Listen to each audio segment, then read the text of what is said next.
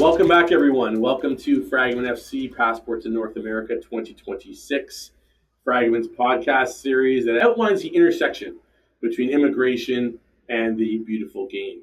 So while we continue to count down until the inaugural game between South Africa and Mexico in Mexico City, join us for this special episode where we will review and revisit key aspects for the World Cup from the land of tequila, Mexico.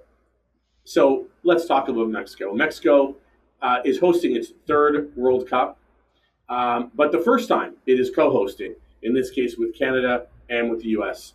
13 games between three major cities across the country. Mexico's participated in 17 World Cups, having consecutive streak all the way back to 1994, and hoping to beat their all-time record of qualifying for the quarterfinals. So today, Jake and I are joined by our colleague, Sergio Flores, our co-host and a senior manager in Fragomen's Mexico City office. Sergio, amigo, great to be inverting roles this time around. Espero todo vaya bien. On this episode, we wanted to get a little more technical and go over the Mexican immigration requirements for those seeking entry for the World Cup. Whether it's simply to watch the games in the stadium from a bar, as mentioned at the top of the podcast, tequila is the national drink, play on behalf of a particular team, sponsor, or even work to support the tournament, let's get started.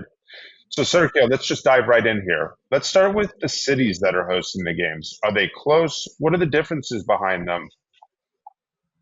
Thank you, Jake. Thank you, Rick. Nice being here with the three amigos back again. So, yeah, those are three of the major cities in Mexico. It's, of course, Mexico City, Guadalajara, and Monterrey. So, they are very nice cities, but it's important for the audience to know that they're not quite close by. So if you're looking like for driving between them, if you're looking for go to a couple of games, you're looking for about a 6-hour drive for Guadalajara, 6-hour drive for Monterrey. Of course, if a plane, it goes a little bit less than an hour. And they're just beautiful cities. They're prepared. They have hosted World Cups in the past, and they have three beautiful stadiums. Of course, right now, they're not called for their former name, so it's the Mexico City Stadium, Estadio Azteca, as you know, the third time hosting first match now with South Africa, like in 2010. So we hope for the best this time. Then the Estadio BBVA, or the Monterrey Stadium, and the Akron Stadium, right now the Guadalajara Stadium. So they are just beautiful sceneries, and we hope for the fans to be able to enjoy them. That's great. So what about the countries playing there, Sergio, in Mexico? So from an immigration perspective, do fans from these countries go through the same process that they would normally if, let's say, they were going for any other purpose or reason? That's a great question, Rick. And yeah, so it's important to know that there are differences in Mexico for visa-waived and non-visa-waived nationalities. Right now, we will be having, at least playing in Mexican soil, South Africa for the first match, then Korea, Colombia, Uruguay, Spain, and Japan. And of course, the knockouts, and perhaps Denmark or someone who goes for the other matches. So the important thing here is that we would advise the audience to look into the government website and see if they're from the visa-waived or non-visa-waived nationalities. The visa-waived ones means, like, for example, US and Canada, that fans and producers and, of course, journalists and everyone from those countries can enter Mexico quite simply, just by having a passport. Of course, this should have more than 100 of days of validity left. That's very important for the time of entry. And of course, the supporting documentation to enter. If you already have tickets, please show a return ticket where you're going. If you're going first to Monterrey, but then to a game in the US and then in Canada, that would be very important to know. There's a caveat specifically for Colombia, which is very interesting. Even Colombia being a visa-waived nationality in Mexico, it's important to note that fans from Colombia will need to do a pre-registration. It's very important for Colombian people to go first into the government website, get this pre-authorization, so they have the green light to go to Mexico. This will be asked by your airline. So it's important to do it before you're even at the airport, and of course, with as much time in advance as possible. Sergio, you mentioned countries that are on the visa waived list. What about those that aren't on that list? That's a great question, Jake. And that applies, for example, for South African nationals for the inauguration match. And it's very important to know that if you do not have a Mexican visa and if you're not from the visa waived nationality list, then you have two options. The first one, of course, go to your nearest Mexican consular post and apply for a Mexican visa for visitor purposes. It's, a quite straightforward process. It does usually take quite long. The response times are usually from around 10 to 20 business days. But of course, getting the World Cup so close to these days, it's important to go with as much advance as possible. So that's the first one. And what you will get a visitor visa in Mexico. When you enter as a fan, you will be a visitor. That can be either business or can be, tourism. Tourism will be for coming and see the World Cup, and for example, business, if you're coming as a journalist, if you're coming as a volunteer to work for the FIFA, something like that.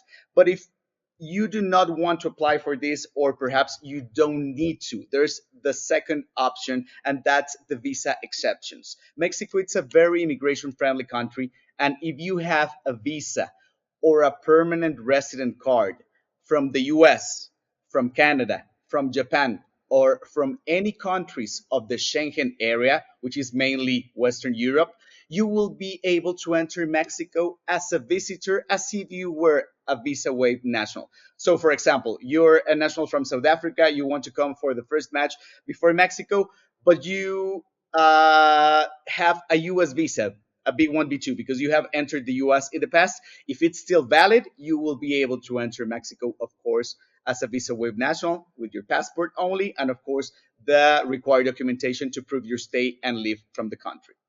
Thanks, Sergio. That's very really informative stuff. Can you tell us? Let's switch gears for a second. What about athletes, team officials, volunteers, reporters? Does this group do they need a specific kind of visa? Like, is there a World Cup visa? I guess in other words, to visit Mexico or to be there during the tournament? Great, Rick, and that's also a very good question because there are differences. So mainly, most of the cruise teams and fans that are coming to Mexico will be visitors, and they can enter as visa waived or non-visa waived nationals, like we talked about. But of course, if any of these jobs, if you're coming to report, or if you're working for any team or any sponsoring company, and you will be working in Mexico but receiving any kind of remuneration from a Mexican source, then that might call up for a work permit. That's very important. Whenever in Mexico as a visitor, you can be, and you can even perform work related activities as long as you comply with three main rules. First one, you cannot receive remuneration. Second one, you cannot surpass the length of stay given at the point of entry by the immigration officer, which is usually between 30 and 180 days, depending on what you report, if you have tickets and all of that. And third one, you cannot identify yourself as a local employee.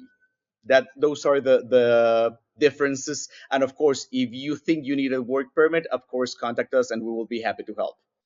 What's, a good practice for fans that are going to come to Mexico for this event? Of course, Jake, and I think we have been talking about this for the past few episodes, and I think plainly it's always planning ahead. Like in the US and like Canada, having tickets for the World Cup does not guarantee your entry into the country. You will need to prove economic solvency if possible. You have reservations for where are you staying, proof of departure, when are you leaving, if you have other games in Canada or the US. Of course, review the requirements in advance to see if you're from the visa waived or non-visa waived category, or if you have a visa exception. And of course, talk to your immigration attorneys in case you have any questions. And once you have entered Mexico, this is very, very important. You will be receiving a FMM form. That stands for multiple immigration form. And what this does is that it proves your legal stay in Mexico. So whenever you enter, the immigration officer will ask you to scan a QR code. So you have this FMM form on your phone. It's very important to have it at hand or print it out, because if at any time you face with any authority, they will ask you if you're legal in Mexico, if you have legal stay, and that's the way to prove it. So have it at hand, either at your phone or print it out. And of course, as always, do have a passport with more than 100 of days of validity left. If you're running out, if you're cutting it close, it's a good time to start renewing it, so you have no inconveniences for the World Cup and you do not have to worry for anything besides your team winning. And what about electronic visas? So can anyone just get one of those and come in, like the ones who need it? How does that work? That's a great question, Rick. And that's an option, but it's a limited option for certain countries. As we talked about, Canada and the US do not need a visa. You can enter just with your passport. But for specific nationalities, which are Ukraine, it's Turkey, Russia, and recently Brazil, they can apply for an e-visa, an electronic visa. And that's a great way to avoid having to go to a Mexican consular post in person. Of course, you can still do that, but the electronic visa, it's, a system in which you go to the government website, you upload all of the information that you have on your documentation, and if you're approved, you already have your pass to enter Mexico, of course, as a visitor. You're not able to receive remuneration like we talked about, that might call for a work permit, but the e-visa, it's a midway between being just a visitor from a visa with nationality and having to go to a Mexican consulate to get a visa stamped on your passport. So it's a very nice way to avoid cut time from your process and enter Mexico as a visitor for up 180 days. Sergio, anything else that you think is really important that you want our listeners to know? Of course, Jake, thank you. And it's just good always to make a summary. And here it is. So, first of all, coming to Mexico, enjoy as much as you can, eat as much tacos as you can, and drink as much tequila as you can. But of course, please bear in mind that there is no specific FIFA visa. So, there's no visa for the three countries. You need to think about them separately. Having a ticket for the World Cup does not guarantee the entry into the country. So, that's also a very important thing to remember. Remuneration calls for a work permit. If you're coming and you will be paid for coming, then you might need a work permit. Talk to your lawyers. Document and prepare all of the information you need in advance to reduce delays. If you're coming to Mexico, they will ask you, you will have an interview.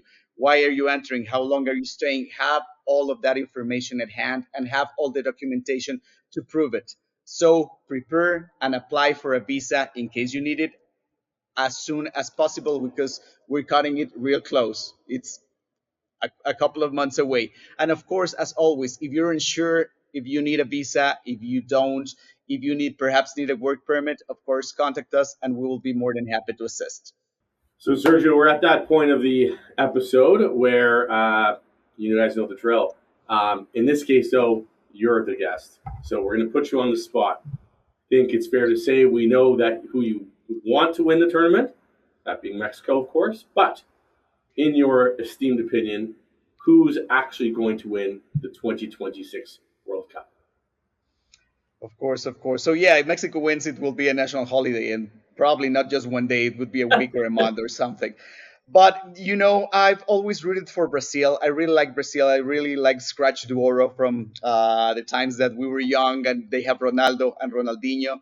But right now, with Rodrigo, not getting to go to the World Cup and the team not being as cohesive as they were once, I have to concur with you, and I think that Spain has the best and most well balanced team around. But of course, France is nothing to take for granted. But I think Spain will go all the way, and they will raise that trophy.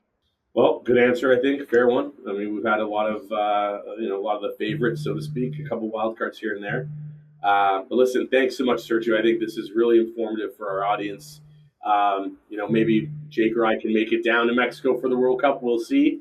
That would be awesome. But as always, thank you to our audience. Thank you for joining us, listening and or watching. Continue the conversation. #FragmentFC, and we will see you soon. Thank you, guys. Thank you, everyone. Bye, everyone. Bye-bye.